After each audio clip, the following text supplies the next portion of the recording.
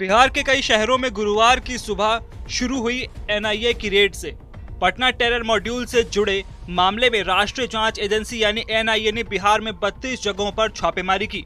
सुबह सबसे पहले टीम पहुंची अररिया के जोकीहाट, जहां एहसान परवेज के घर की तलाशी ली गई और तलाशी के बाद परवेज को हिरासत में ले लिया गया। इसके बाद टीम दरभंगा पहुंची, जहां नरुद्दीन जंगी के घर के पास छापेमारी हुई। एनआईए ने छपरा, अररिया, औरंगाबाद, किशनगंज, नालंदा, कटिहार, दरभंगा, मुजफ्फरपुर और जहानाबाद जैसी जगहों पर छापेमारी की।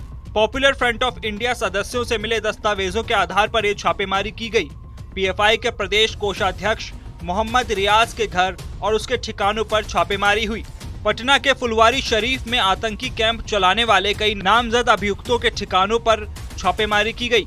टीम ने कई संदिग्ध आतंकियों के परिजनों से भी पूछताछ की। तलाशी के दौरान किसी को भीतर जाने की इजाजत नहीं थी। टीवी9 की टीम जब फुलवारी शरीफ के रेड वाली जगह पर पहुंची तो उन्हें भी घर के अंदर नहीं जाने दिया गया। बिहार में पीएफआई टेरर मॉड्यूल के खिलाफ एनआईए की बड़ी कार्रवाई आज चल रही है। आज सुबह से बिहार के 6 जिलों के लगभग 32 ठिकानों पर, जहां पर पीएफआई टेरर मॉड्यूल से जुड़े हुए जो आतंकी कहें उनका ठिकाना है।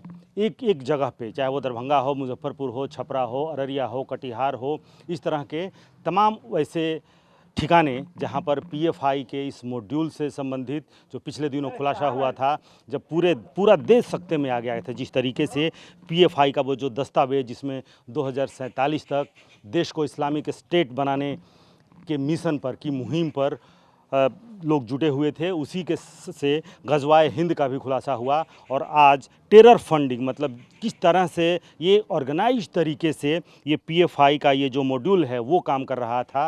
और उसके बाद से एनआईए ने, पटना पुलिस ने पहले तफ्तीश की, उसके बाद से एनआईए को हैंडओवर किया गया। और उसके बाद आप देखिए कि फंडिंग किन किन देशों से, हालांकि उस वक्त भी खुलासा हुआ था कि कतर से लेकर के और पाकिस्तान तक से इसके लिंक जुड़े हुए हैं, बांग्लादेश।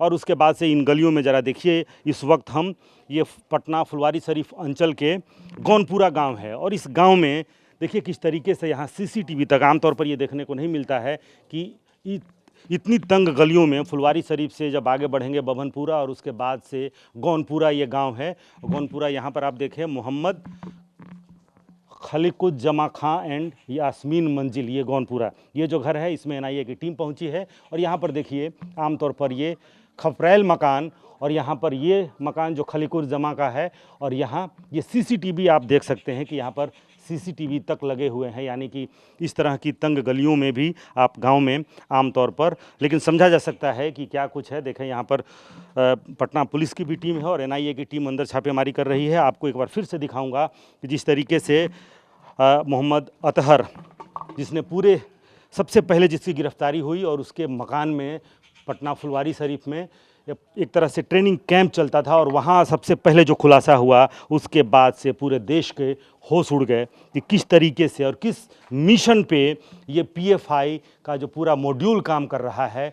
जहाँ एक दस्तावेज बरामद हुआ 2047 देश को इस्लामिक स्टेट बनाने, और उसी क्रम में गजवाए हिंद का भी खुलासा हुआ। और उसके लगभग 1 महीने के बाद से जब एनआईए ने अपनी तफ्तीश शुरू की और उसके बाद से टेरर फंडिंग कैसे होती है, उस फंडिंग से जुड़े हुए मामले, और एक एक जगह पे, कटिहार में अगर देखें तो नदवी बंधु के घर पे, नदवी बंधु हालांकि फ़रार हैं, और ये वो ऑल इंडिया मौलवी जो एक संगठन है, उस संगठन के भी दोनों सदस्य रहे हैं, इस वक्त फ़रार हैं। तो कटिहार से लेकर के, दरभंगा से लेकर के और पटना फुलवारी शरीफ के ये जो इलाका है यहाँ पर, यानी कि आप देखिए इसी घर में जो एनआईए की टीम है वो यहाँ पे पहुँची हुई है।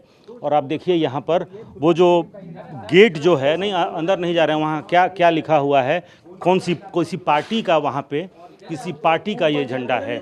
यहाँ पर अगर आप देखें तो ये चुनाव से संबंधित बहुत कुछ है। और ये देखिए ये घर है और इसी घर में और खलीकुज्जमा, चलिए नहीं जाना है तो खलीकुज्जमा, और यहाँ तो इस तरीके से यहाँ पर आप देखिए तो इन गलियों में इतनी तंग गली है। यहाँ पर आमतौर पर देखिए इस तरह की गली में आपको सीसीटीवी देखने को मिले तो अपने आप में कहीं ना कहीं हैरान करने वाली बाद में जो यहाँ का फोटो ले लीजिएगा। चीज़ें हैं, तो आप किससे जुड़े हुए हैं आप? हम यहीं हैं, लोकल में हैं। लोकल में, तो आप क्यों हटा रहे हैं? अरे हम सीओ साहब हैं। अच्छा, सीओ साहब हैं, कहिए ना, आप लोकल हैं, ठीक है। चलिए हम तो ये देखिए, यहाँ पर आप देखिए तो ये घर है मोहम्मद खलीकुज़्ज़मा खान यास्मी मंजिल, और यहीं पर एनआईए की टीम पहुंची है और देखते हैं कि इसके बाद क्या कुछ खुलासे होते हैं कि ये जो टेरर मॉड्यूल है उसमें कहां कहां से फंडिंग से जुड़ा हुआ मामला सामने आता है। लेकिन एनआईए ने, जाहिर सी बात है कि एनआईए ने अपनी तफ्तीश की 1 महीने तक पटना पुलिस से ये पूरा मामला लेने के बाद से एनआईए ने अपनी तफ्तीश की और उस तफ्तीश में ये खुलासा हुआ कि कहां कहां से इनको फंडिंग होती है। बांग्लादेश, पाकिस्तान से लेकर और दोहा, कतर तक ये मॉड्यूल के फंडिंग का तार जो है वो जुड़ा हुआ है। और उसके बाद से बिहार में ये जो बड़ा मॉड्यूल है, जो PFI Phulwari Sharif terror module कहा जा रहा है, उस मॉड्यूल के ऊपर एनआईए की बड़ी कार्रवाई। पटना टेरर मॉड्यूल मामले में अब तक 5 लोगों को गिरफ्तार किया गया है। पटना पुलिस ने फुलवारी शरीफ से अतहर परवेज और मोहम्मद जलालुद्दीन को गिरफ्तार किया था और इसके बाद मरगूब दानिश, अरमान मलिक और शब्बीर आलम को गिरफ्तार किया गया। कुल 26 लोगों के खिलाफ प्राथमिकी दर्ज की गई थी। पटना पुलिस का कहना था कि गिरफ्तार संदिग्ध आतंकियों ने पटना के फुलवारी शरीफ के अहमद पैलेस की दूसरी मंजिल को ट्रेनिंग सेंटर बनाया था। ये पीएफआई और एसडीपीआई से भी जुड़े थे। इनके पास से पीएफआई और एसडीपीआई के गुप्त दस्तावेज मिशन 2047 भी मिला था, जिसमें 2047 तक भारत को इस्लामिक राष्ट्र बनाने की बात कही गई थी। कई इलाकों में युवाओं को प्रशिक्षण देने की बात सामने आई थी। साथ ही सभा करके लोगों को भड़काने का भी खुलासा हुआ था।